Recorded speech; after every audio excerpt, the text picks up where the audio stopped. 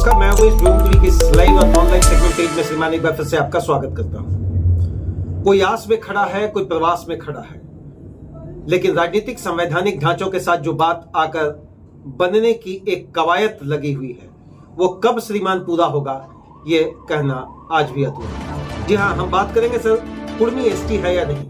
इसको लेकर बहुत सारे एपिसोड आपके व्योम टीवी के पेज पर मिल जाएगा, जिसको आप आसानी से देख सकते हैं। लेकिन अभी जो संस्थागत ढांचा के साथ आपके साथ बात करेंगे कि आदिवासी क्यों बिखरे हुए हैं, आदिवासी क्यों बरस रहे हैं, यूं दूसरी भाषा में कह ले कि आदिवासी के मन में ऐसा क्या डर सता रहा है कि अगर कुर्मी एसटी में आ जाते हैं तो क्या बहुत बड़ी समस्या उनके लिए हो सकता है।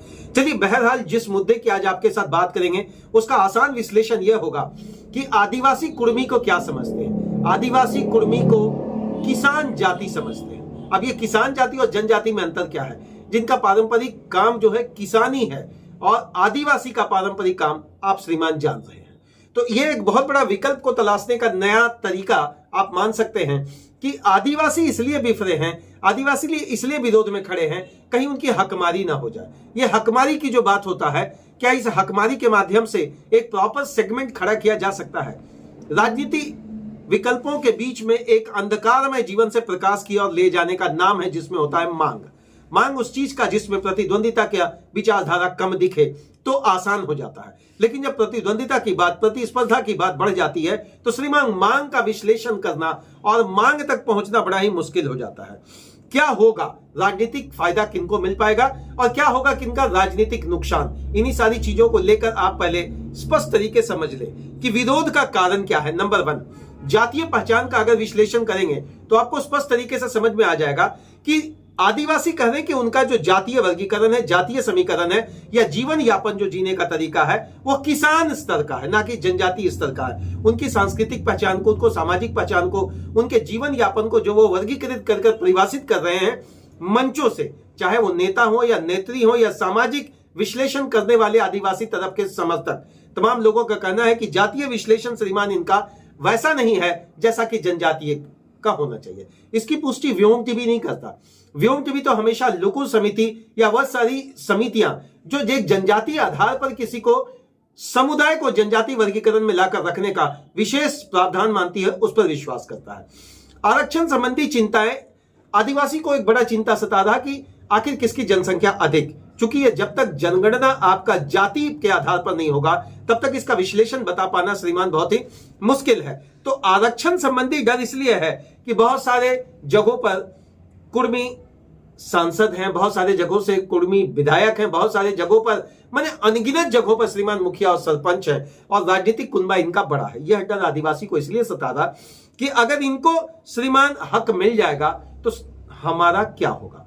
ऐतिहासिक दावा जहां 1950 का हवाला देकर बात कुर्मी के तरफ से एसटी के प्रावधान को रखा जा रहा, तो इस ऐतिहासिक दावा का वो खंडन कर रहे और उनका कहना ऐसा कोई दस्तावेज नहीं है। जिन दस्तावेजों के हवाले से वो 1925 का दस्तावेज लाकर रख रहे हैं और सारी बातें होंगी। सांस्कृतिक भिन्नता क्या है? उनके देवता अलग, उनके पूजा पद्धति अलग, उनका समीकरण अलग, उनका खान पान अलग। अब ऐसे में जनजाति वर्सेस जनजाति एक बहुत बड़ा बखेड़ा और विवादास्पद विषय इसलिए बनता जा रहा कि विरोध में प्रदर्शन सबसे ज्यादा हावी हुआ। मैंने बताया था श्रीमान कि कुर्मी एसटी है, इसको लेकर मैंने बताया रील और रियल में एक बहुत बड़ा वर्चस्व की लड़ाई लड़ी जा रही है। प्रदर्शन के माध्यम से जो चीजें रखी जा रही है, क्या प्रदर्शन आपको लग रहा है उस तकवे का किया जा रहा जिसमें मांग संतुष्टिप्रद हो, या विरोध उस तरीके से किया जा रहा है ताकि आप किसी को रोक सके? मुझे तो लगता है प्रदर्शन में जो सबसे बड़ा मायने ये बात आ रहा है कि लोग अपनी छोटी राजनीति, ओछी राजनीति को भी सामने लाकर रख रहे शब्दों के माध्यम से। ये कौन है, किस जाति से है, किस वर्ग से है, किसी से छुपा नहीं है। अगर आपकी मांगे संवैधानिक है और आपका अगर रोक संवैधानिक है तो मांग और रोक के बीच का प्रावधान तय करेगा सेंट्रल गवर्नमेंट, स्टेट गवर्नमेंट का सुपरविजन सिस्टम, या फिर माननीय राष्ट्रपति अपने हाथों के अंतर्गत वो सारी स्वविवेक या एकात्मक शक्ति का प्रयोग कर क्या इसका पुनः सर्वे का आदेश दे सकते हैं, या केंद्र एक नया सर्वे का प्लानिंग अडॉप्ट कर सकती है क्या?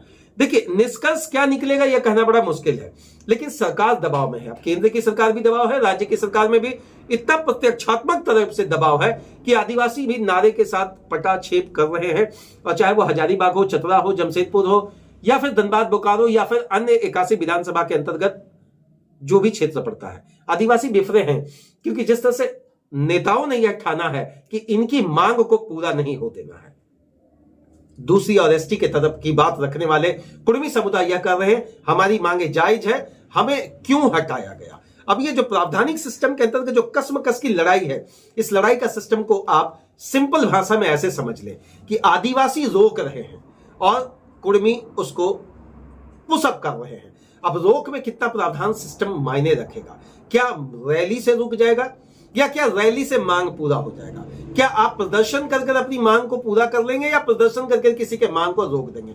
इन दोनों के बीच में भारतीय संविधान का वह पन्ना होता है जहां 1950 का हवाला दे रहा, वही 1950 जहां पर हमने गणतंत्र होने की परिभाषा को अपने साथ जोड़ा। इस गणतंत्र की परिभाषा को सिस्टमेटिक अप्रोच से समझने के लिए आप सिंपल आइडेंटिफाई अपने आप को यह कर लें कि मुकम्मल तरीके से जो दस्तावेज आप रख रहे हैं, इस मुकम्मल दस्तावेजों में क्या सांस्कृतिक तरीके से आप कुर्मी को रोक पाएंगे, वैधता के आधार पर रोक पाएंगे, या क्या कुर्मी की मांग जो है वो आदिवासियों के द्वारा जो रोकी जा रही है उसका तथ्यात्मक रूप क्या होगा।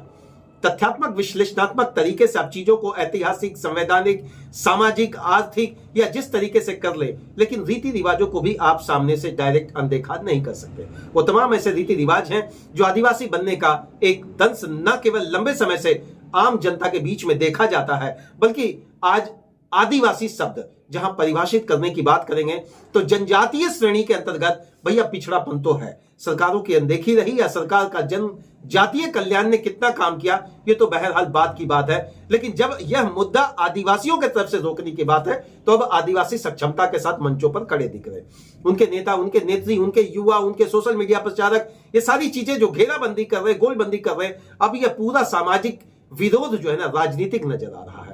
इस अखाड़े में कौन किसके साथ खड़ा है, इस अखाड़े की कुश्ती के दंगल में कौन विधायक और सांसद किसके साथ खड़े दिखेंगे, अभी तक एक भी पुष्टि नहीं मिल पा रहा।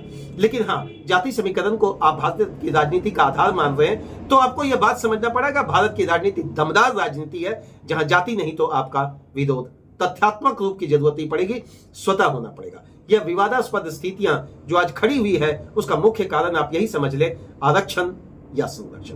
बहरहाल जिन मुद्दों को लेकर आपके पास व्योम टीवी के पेज से लगातार मैं रूबरू होकर बातों को रखता हूं, उसमें एक चीज तो जरूर होता है कि मैं उन्हीं मुद्दों के साथ आपको सरोकार करवाता हूं जो मुद्दे आपके इर्द गिर्द घूम रहे हैं। बहुत बहुत धन्यवाद। आदिवासी क्या कुर्मी के एसटी फैक्टर को रोक पाएंगे संवैधानिक संरचना के माध्यम से, या रील और रैली के बीच का बहस ही केवल यह बन के रह जाएगा? तब तक के लिए आप तमाम लोगों को झारखंडी जोहार, और एक बार फिर इस विश्लेषणात्मक राजनीतिक कड़ी में आपका सदैव स्वागत करते रहे हैं और अंतिम वही कामना करेंगे कि न केवल लक्ष्मी मां आपके पास पधारे, बल्कि सरस्वती मां का दिया हुआ वह सद्बुद्धि भी संवैधानिक रूप से काम आए और कुबेर बाबा का हो आपके यहाँ वास, तभी होगा सुंदर आपका निवास। तब तक के लिए जय हिंद और झारखंडी जोहार।